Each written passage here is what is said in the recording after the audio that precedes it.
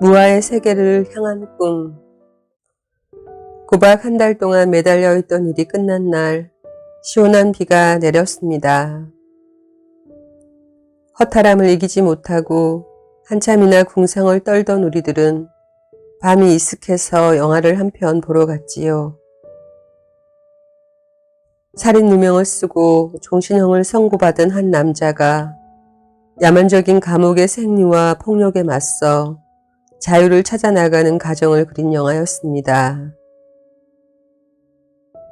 주인공이 20년 동안 준비해온 자신의 꿈인 탈출에 성공하던 날, 영화 속에서는 황금빛 비가 쏟아집니다. 주인공은 한이 넘쳐 빛발 한가운데에 굳게 서서 온몸으로 그 비를 맞습니다. 우리가 극장문을 나설 때도 비는 계속 내리고 있었습니다. 누군가 문득 나도 우산을 던져버리고 저 빗속에 서 있고 싶다고 말했습니다. 사람들은 영화 속의 교도소를 인생에 대한 은유라고 생각하는 듯 했지요. 우리들은 저마다의 삶을 생각하느라고 말없이 비 내리는 거리를 걸었습니다.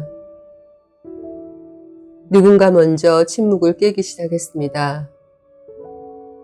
교도소에서는 가두고 속박하는 것이 겉으로 드러나지만 교도소 밖에 우리들은 보이지도 않는 속박에 갇혀 사는 것 같아요.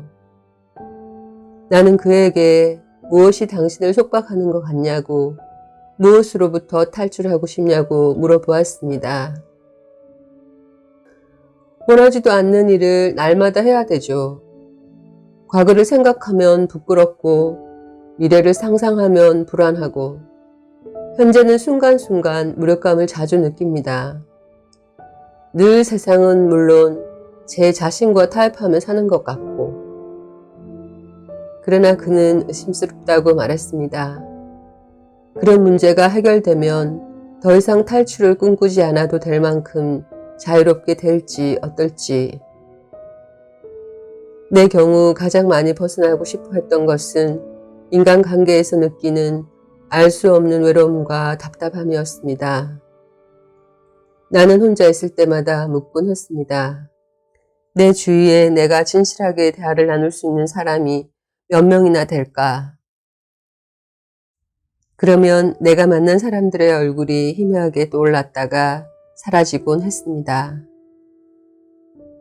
얼굴이 떠오르면 나는 또 한 번 물었습니다. 이 사람은 내 이야기를 귀 기울여 들어줄 수 있나? 이 사람은 나를 믿고 신뢰할까? 나는 이 사람과 마음을 주고받을 수 있나? 질문 끝에 떠오른 그 사람들의 숫자를 헤아려보고 나는 이게 내 삶의 성적표로구나 하는 생각에 가슴 아파하곤 했습니다. 성적표를 손에 들고 참담한 기분이 들 때마다 나는 또 물었습니다. 나는 착하게 살려고 늘 애써왔고 악을 행한 적이 없는데 왜 사람들과 가까워질 수 없고 마음을 나누기가 어려운가? 내가 가장 힘들었던 그 시기에 만났던 한 지혜로운 스승은 내게 이렇게 말해 주었습니다. 선행도 우리에게 마음의 상처를 남깁니다. 거기에는 항상 나는 너한테 이만큼 주었는데 너는 왜 나한테 주지 않느냐 하는 기대와 원망이 깔려있기 때문입니다. 의식적으로 행하는 선은 악과 마찬가지로 우리의 영혼에 똑같이 짐을 지우고 상처를 입힙니다. 스승은 또 이렇게 말했습니다. 나를 고집하면 할수록 나는 더욱 빈곤해지고 다른 사람들과 마음을 나눌 수 있는 기회는 점점 줄어듭니다. 항상 자기라는 에고에 빠져있는 사람은 순수함을 잃어버리고 진실해질 수가 없기 때문입니다.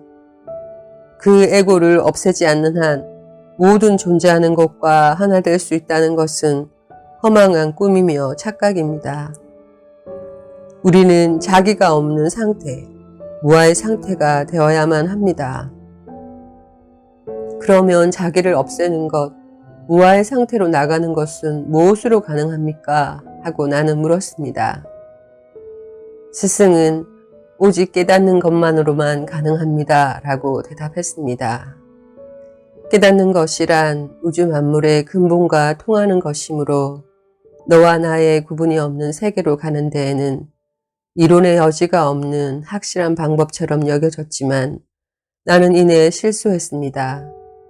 깨닫는 것이야말로 내게는 영원히 불가능한 일이며 허망한 꿈처럼 여겨졌기 때문입니다.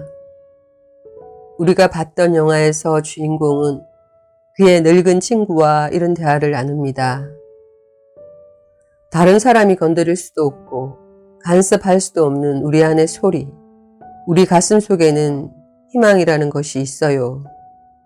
희망이란 위험한 거야. 선택은 하나밖에 없어요. 꿈을 갖고 살든가 희망 없이 죽든가. 결국 주인공은 희망을 선택했고 더불어 그의 친구의 가슴에도 희망을 심어 주었습니다. 나도 예전에는 희망을 부정했습니다.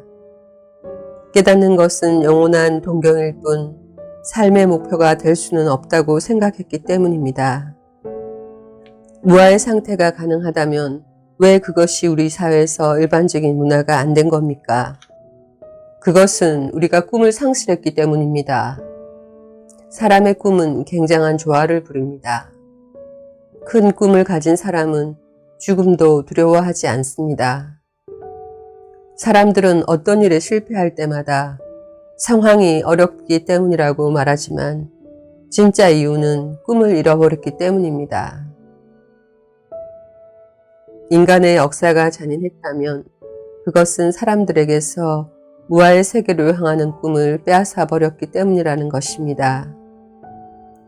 더 많이 소유하기 위해서 싸우고 경쟁하고 관념과 욕망과 집착의 역사가 이어져 오는 동안 사람들은 무아란 이상일 뿐 현실이 될 수는 없다고 생각하게 되었다는 것입니다. 영화 쇼생크 탈출에는 브룩스라는 노인이 한 명 등장합니다. 50년 이상을 감옥에서만 살아온 그는 사회로 돌아가는 것을 두려워하여 출소하지만 끝내는 자살하고 맙니다. 브룩스는 길들여진다는 것에 비해 꿈을 잃어버린 삶의 비애를 보여주고 있습니다. 꿈을 잃어버린 브룩스의 감옥 생활은 평온해 보였지만 거기에는 창조의 기쁨도 생에 대한 환희도 없었습니다. 나는 언젠가부터 무아 속의 참나를 만나고 그 참나를 실현하고 완성하는 길에 희망을 품게 되었습니다. 늘 인간관계에서 상처받았다고 생각해 왔는데 수련을 통해 상처를 받았던 것은 나의 이기심과 자만심일 뿐 나의 내면에는 어떠한 상처도 어떠한 구속도 어떠한 고통도 받은 적이 없는 새로운 세계가 있다는 것을 안 이후 그 희망은 더욱 커졌습니다. 나는 새삼 자신감이란 체험으로부터 나온다는 것, 그리고 간절하게 원하면 길은 주어진다는 것을 절감하고 있습니다. 나는 내 가슴뿐만 아니라 보다 나은 삶을 찾아 나서는 모든 이의 가슴에 무아의 세계를 꽃피울 씨앗이 있다고 믿습니다. 영화를 보고 난 우리들로 하여금 빛발 한가운데 서 있고 싶도록 만든 것도 바로 우리 가슴 안에 있는 참나의 꿈틀거림이라고 생각합니다. 우리 가슴 깊숙이 모든 속박으로부터 또 스스로를 속박하는 자기로부터 자유롭고자 하는 그 소망이 자극을 받았던 모양입니다. 그리고 꿈을 가지고자 하나 어떤 것이 진정으로 품어야 할 소망인지를 몰라서 방황하는 이들에게는 무아의 세계를 꿈꾸라고 말해주고 싶습니다. 그 꿈을 현실의 무대로 끌어내 당신의 사랑을, 당신의 생명을, 당신의 자비로움을 마음껏 쓰라고 말해주고 싶습니다. 무아의 꿈은 개인적인 욕망으로부터 나온 것이 아니라 우리의 본성으로부터 발현된 것이므로 어떤 이데올로기에도 빠지지 않고 어떤 선에도 어떤 악에도 속하지 않고 모든 사람과 통해서 이 세상에 아름다운 꽃을 피웁니다.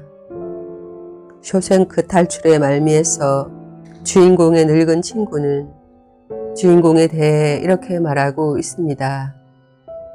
새장 안에 가둬둘 수 없는 새들이 있다. 그 새들이 비상할 때 깃들은 너무나 찬란하다. 무슨 길이나 세상에는 항상 앞서가는 이들이 있게 마련이지만 길은 또 누구에게나 열려있는 법입니다. 무아로 가는 길은 오직 자기 안에 있으므로 더욱 그렇습니다. 우리들이 그 세계로 비상할 때 우리의 깃들도 마찬가지로 황금빛으로 찬란하게 빛날 것입니다.